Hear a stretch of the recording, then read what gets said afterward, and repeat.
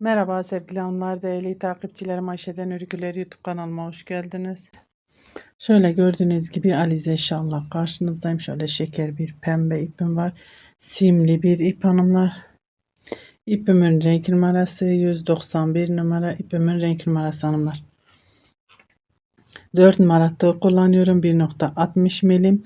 Bugün model anlatımı yapmayacağım. Daha önce size anlattığım bir modelin kol ve yaka kesimini anlatacağım. Yelek yapmak isteyen arkadaşlarımız için şöyle bu muhteşem modelimizin kol ve yaka kesimini pratik bir şekilde nasıl yapabilirsiniz onu anlatacağım hanımlar. Siz bu videomun model kurulumunu izlemediyseniz linkini açıklama kısmına bırakacağım. Bu videomun açıklama kısmına oradan tıklayarak izleyebilirsiniz hanımlar. Şimdi şöyle biz size burada göstereyim ne yaptığımı bilmeniz için hanımlar, ama videomu izlerseniz daha iyi anlarsınız. 2 tane zincirimizi çektik. Trabzanın beline şöyle sık iğne ile sabitliyorum. Bu modelimizin bir parçası hanımlar. Ve ondan sonrasını burası kol altı oyuntusunu yapacağım. Buraya sık iğne ile geçeceğim. Nasıl? Şöyle trabzanın tepesine batıyorum, sık iğne.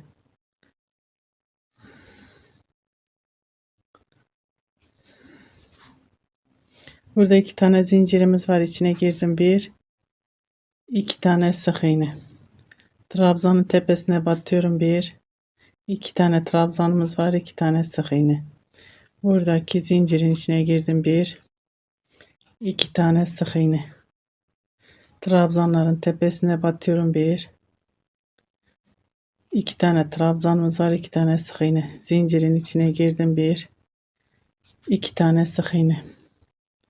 Trabzanımızın tepesine batıyoruz. Şöyle sık iğne. Son olarak burada bir sık iğnemiz var. İçine battık sık iğne olarak. Bakın 1 2 3 modelim şöyle kol altı oyuntusunu yaptım hanımlar. Şöyle küçük bir parçada anlatıyorum. Size model anlattım, parçalarda anlatıyorum hanımlar. Bir zincir çekip şöyle ipimi koparıyorum ve dönüyoruz. Burada devam ediyoruz. Bu bizim sağ kol altı oyuntumuz olmuş oluyor. Şu şekil sağ oluyor hanımlar. Sol yaptığınız zaman da burada zaten sık iğnenizi başlatıp yapacaksınız. Sık iğne olarak geleceksiniz ve burada modelinizi devam ettireceksiniz aynı şekilde. Ve arka içinde her iki tarafı da aynı şekilde zaten her iki taraftan da kesim yapacaksınız. İsterseniz hiç koparmazsınız.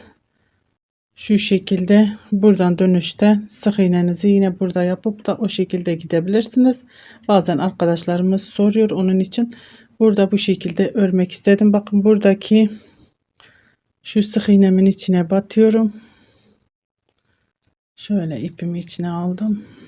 Bir zincir şöyle çekip bir zincir.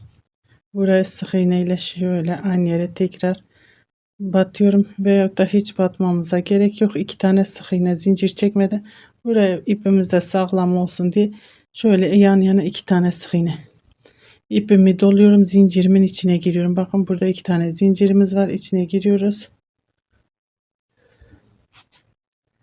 1 2 tane trabzan, 1 2 zincir. Buradaki trabzanın beline şöyle sık iğne. Modelimizi örmeye devam ediyorum. Zincirin içine giriyorum. 1 2 tane trabzan, 2 zincir. Şöyle trabzanın beline sık iğne. İpimi doladım, zincirin içine giriyorum. 1 2 trabzan, 2 zincir, trabzanın beline sık iğne. Bu şekilde şimdi yakaya kadar örmeye devam edelim hanımlar. Evet hanımlar, şöyle geldim yaka kısmına. Şöyle zikzaklı bir yaka yapacağım.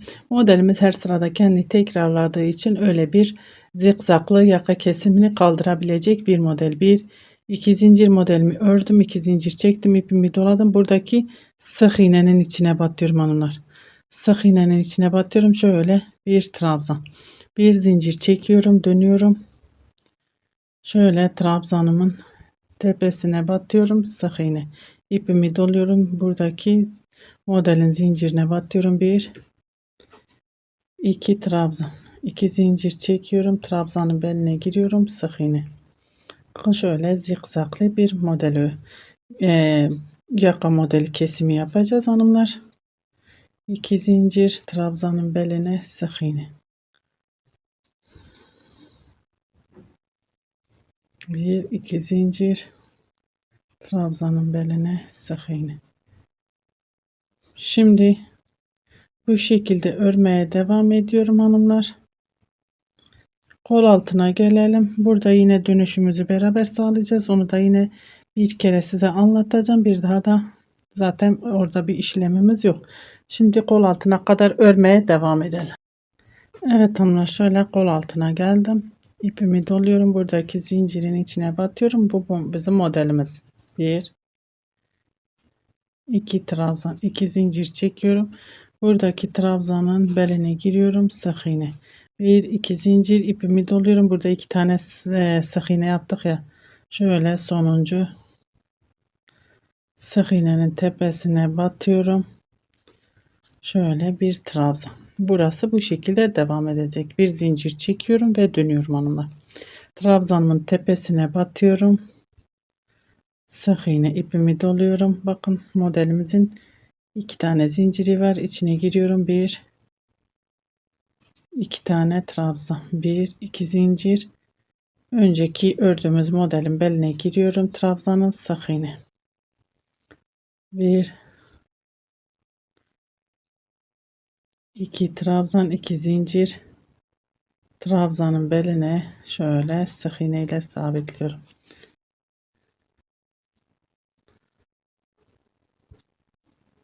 1 2 zincir.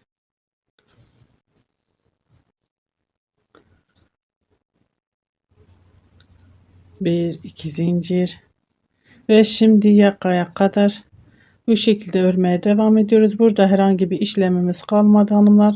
Burada şurada olduğu gibi örmeye devam edeceğiz kol altında. Yaka kesimine gelince beraber kesime devam edeceğiz. Evet hanımlar, şimdi şöyle geldim. Son iki modelimiz kaldı. İpimi doluyorum. Zincirin içine giriyorum. 1 2 tane trabzan, 2 zincir çekiyorum. Trabzanın beline giriyorum, sık iğne. 1 2 zincir, ipimi doluyorum. Buradaki bakın sık iğnenin içine batıyoruz. Şöyle kenar trabzanı. Bir zincir ve dönüyorum.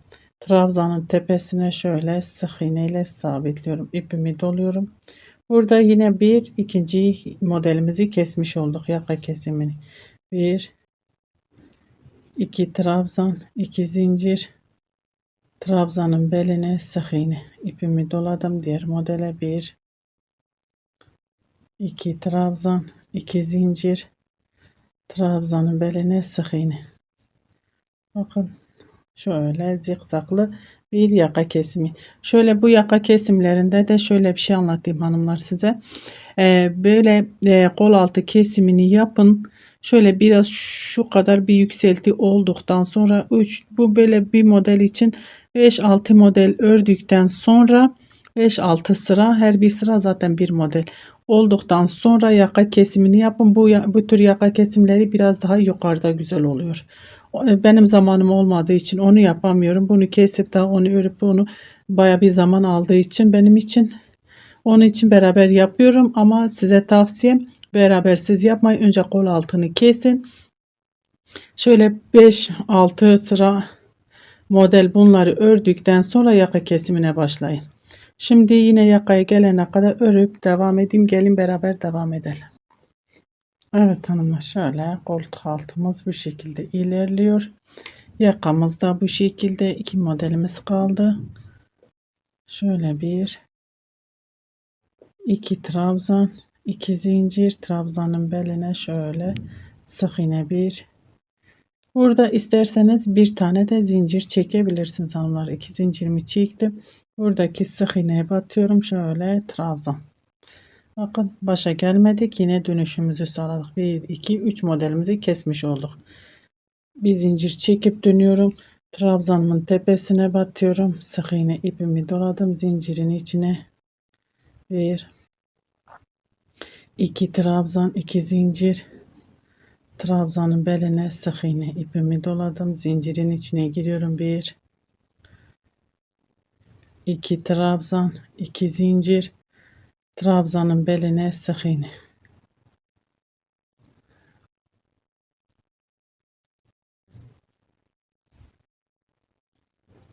2 zincir,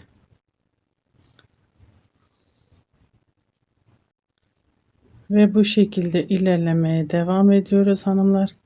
Yine gidip döneyim, gelip yaka kesimine beraber devam edeceğiz. Evet hanımlar, şöyle yakaya geldim, ipimi doluyorum.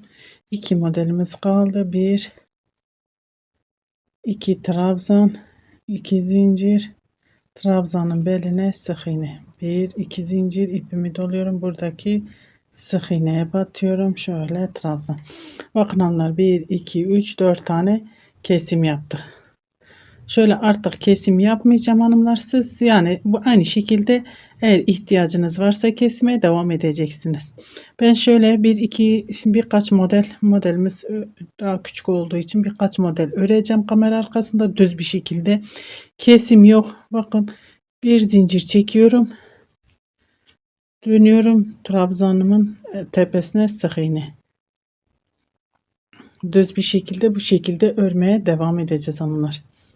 Şöyle 2 trabzan, 2 zincir, trabzanın beline sık iğne, 2 zincir, trabzan, 2 zincir, trabzanın beline sık iğne. Burada yaptığımız uygulamanın aynısını burada da artık devam ettireceğiz hanımlar. Ben şöyle birkaç model, bakalım kaç model öreceksem sonra zaten size göstereceğim. Kamera arkasında düz bir şekilde öreceğim. Şu şekilde düz bir şekilde hanımlar. Şöyle kesim olmadan git gel yapacağız. Ondan sonra beraber olacağız inşallah. Evet hanımlar, şöyle yakamızı yaptık. Biraz şöyle düz ördüm. Yakamız da bir ortaya çıksın, kendini göstersin diye hanımlar. Daha önce de dediğim gibi modelimizin ön yüzü arka yüzü yok. Bakın, her iki tarafı da aynı şekilde, her iki tarafta da model kurulduğu için iki tarafını da kullanabiliyoruz hanımlar. Onun için yakayı da aynı şekilde hiç kesim yapmadan şöyle yapabilirsiniz. İstediğiniz yeri, istediğiniz tarafı istediğiniz tarafa bırakabilirsiniz. Pek tersi düzü olmadığı için, ama ben şu tarafı daha düz olarak görüyor gibiyim, bilmiyorum, ama her iki taraftan da model kuruluyor hanımlar.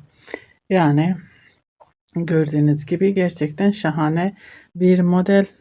Bebek örgülerinde, bebek kazaklarında da çok güzel olur hanımlar. Hırkalarında şişle örülmüş gibi bir model, bakın. İstikla örülmüş gibi durmuyor.